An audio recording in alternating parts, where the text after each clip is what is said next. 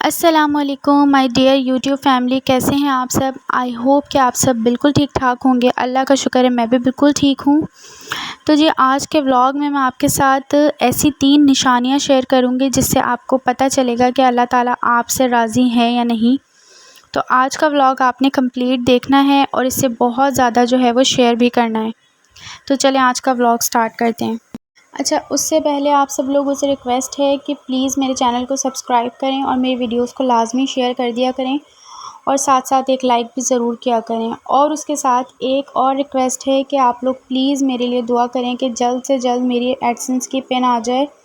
اس میں کیا ایشو ہوا ہے، کس وجہ سے مجھے بہت زیادہ لیٹ ہو گئی ہے پن، پلیز آپ لوگ ضرور دعا کیجیے گا۔ میں انشاءاللہ جیسی پن میری آتی ہے میں آپ لوگوں کے ساتھ وہ ساری ڈیٹیل سے شیئر کروں گی، ہر چیز کے کیا کیا میرے ساتھ پرابلم ہوئی اس پن کی وجہ سے اور کس وجہ سے میں آپ لوگوں کے ساتھ ابھی تک اتنا ٹائم ہو گیا میں شیئر نہیں کر پائی، ورنہ میرا چینل تو 2 مہینے میں ہی مونیٹائز ہو گیا تھا۔ الحمدللہ میرے 3 مہینے میں 4000 سبسکرائبر بھی کمپلیٹ ہو گئے تھے، لیکن میری پن کیوں اتنی لیٹ ہو گئی وہ بھی میں آپ کے ساتھ آگے جا کے ضرور شیئر کروں گی جیسی میری پن آتی ہے۔ لیکن پلیز آپ لوگوں نے دعا ضرور کرنی ہے کہ میری پن مجھے ریسیو ہو جائے، کیونکہ میں 3rd ٹائم اپلائی کر چکی ہوں۔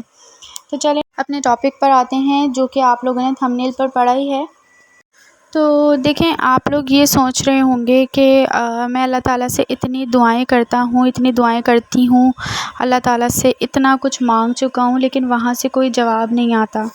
مطلب اگر ہم کسی سے کچھ بات کریں، کچھ کہیں، یا اپنی ہم کسی دوست سے بات کر رہے ہوں تو وہاں سے ایک رسپونڈ کرتی ہے وہ، ظاہر سی بات ہے ایک انسان ہے تو ہمیں فوراً سے رسپونڈ کرتا ہے نا، تو اس طرح سے کوئی رسپانس نہیں آتا وہاں سے۔ تو آپ لوگ یہ یاد رکھیں کہ جس طرح سے آپ اپنی ہر ایک چیز کا حساب رکھتے ہیں نا، جب آپ کو ایک ایک چیز کا اپنے پتہ ہوتا ہے کہ ہم نے کیا اللہ تعالیٰ سے دعائیں مانگی ہیں، کیا کیا ہے، تو اسی طرح سے اللہ تعالیٰ بھی ہماری ایک ایک سجدے کا، ایک ایک دعا کا حساب رکھتا ہے۔ جب وہ ایک نکلے ہوئے آنسو کی جو اس ٹائم پر ہم دعا مانگتے ہیں، اگر ہمیں رونا نہیں بھی آتا تو وہ تک نہیں بھولتا، تو پھر وہ ہمیں کیسے بھول سکتا ہے؟ اور اسی طرح آپ لوگوں کو پتہ ہے کہ ہماری زندگی میں مشکلیں، پریشانیاں، تکلیفیں کیوں آتی ہیں؟ اس دنیا میں کوئی ایسا انسان نہیں گزرا جن کے اوپر پریشانیاں یا مشکلیں نہ آئی ہوں۔ یہ صرف ہم پر جو ہے اللہ تعالیٰ کی طرف سے ایک ٹیسٹ ہوتا ہے۔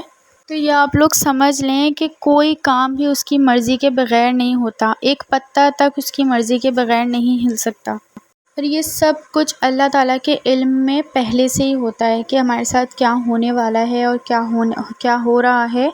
تو یہ سب کچھ اللہ تعالیٰ کو پہلے سے ہی پتہ ہوتا ہے، اور اللہ تعالیٰ قرآن پاک میں ان دکھی دلوں سے فرما رہے ہیں کہ یہ تمہیں مشکل تو نظر آئے گا لیکن یہ آسانی سے جڑا ہے، تاکہ تم لوگ افسوس نہ کرو ان چیزوں کا جو تم سے چھن جاتی ہیں یا چھوٹ جاتی ہیں۔ جیسے کہ کبھی کوئی موقع تھا جو ہاتھ سے نکل گیا، ہم پچھتا رہے ہوتے ہیں، یا پھر کوئی دولت تھی جو ہاتھ سے چھوٹ گئی، یا پھر تمہاری کوئی من پسند چیز تھی جو تمہارے ہاتھ سے نکل گئی، یا پھر جو تمہیں بہت زیادہ پسند تھی وہ تمہیں نہ مل سکی۔ تو سنو کہ اللہ تعالیٰ ہم سے خود فرما رہے ہیں قرآن پاک میں کہ جو چیز تم سے چھوٹ جائے، تم سے دور ہو، اس پر ہرگز غم نہ کرو۔ اگر تم افسوس کرو گے تو اس کا مطلب تمہیں اللہ پہ یقین نہیں ہے۔ اللہ تعالیٰ خود فرماتا ہے کہ میں تمہاری قسمت اور تمہاری تقدیر تمہاری چاہت سے بھی بڑھ کر لکھتا ہوں۔ اگر تم یہ گمان کرتے ہو کہ مشکلات میرے ساتھ ہی کیوں ہیں، تو زندگی میں ہمیشہ مشکلات کی بھی ایکسپائری ڈیٹ ہوتی ہے۔ ہر چیز پرماننٹ نہیں ہوتی، ہمیشہ نہیں رہ سکتی، تو اس کی بھی ایکسپائری ڈیٹ ہوتی ہے۔ پھر وہی والی بات کہ یہ صرف ہمارا ایک ٹیسٹ ہوتا ہے جس کا دورانیہ کسی کے ساتھ کم ہوتا ہے تو کسی کے ساتھ زیادہ ہو جاتا ہے، لیکن جو جتنی بڑی آزمائش سے گزرتا ہے وہ نوازا بھی اتنا ہی زیادہ جاتا ہے۔ بس کبھی کبھار ہم انسان نہ اس دیری کے پیچھے کی مصلحت کو نہیں جان پاتے اور اللہ تعالیٰ سے گلہ کرنے لگتے ہیں کہ ہماری دعائیں قبول نہیں ہوتی یا ہمیں وہ چیز نہیں ملتی جو دنیا والوں کے پاس ہے اور ہمارے پاس نہیں ہے۔ تو اب میں آپ لوگوں کو وہ بتاتی ہوں کہ وہ کون سی 3 نشانیاں ہیں جن سے آپ لوگ ڈھونڈ رہے ہوتے ہیں کہ ہمیں اللہ تعالیٰ ہم سے راضی ہے یا نہیں، ہماری دعاؤں پر اللہ ہم سے راضی ہے یا نہیں۔ تو سب سے پہلے آپ لوگ یہ جان لیں کہ اللہ تعالیٰ جس سے راضی نہ ہونا وہ اس انسان کو خود سے دور کر دیتا ہے، اسے بے سکون کر دیتا ہے، اور اللہ تعالیٰ اس انسان کی پکار اتنی پیاری رکھتا ہے جو اسے آنسوؤں سے یاد کرتا ہے۔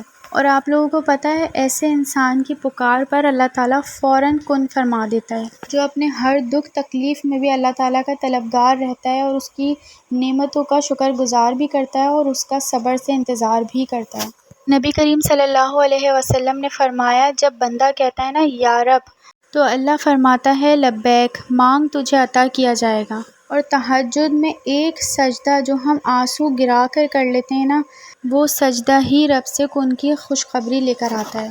اللہ تعالیٰ کی تم سے راضی ہو جانے کی نشانی ایک یہ بھی ہے کہ تمہیں عبادتوں میں سکون آنے لگتا ہے، سجدوں میں سکون ملنے لگتا ہے۔ لیکن یہ بات آپ لوگ ایک لکھ کے رکھ لیں کہ یہ جو مشکلیں پریشانیاں آتی ہیں نا، یہ ایک ٹیسٹ ہوتا ہے جس میں اکثر لوگ جو ہے وہ پینک بھی ہو جاتے ہیں، ہم خود اس میں بہت زیادہ پینک ہو جاتے ہیں۔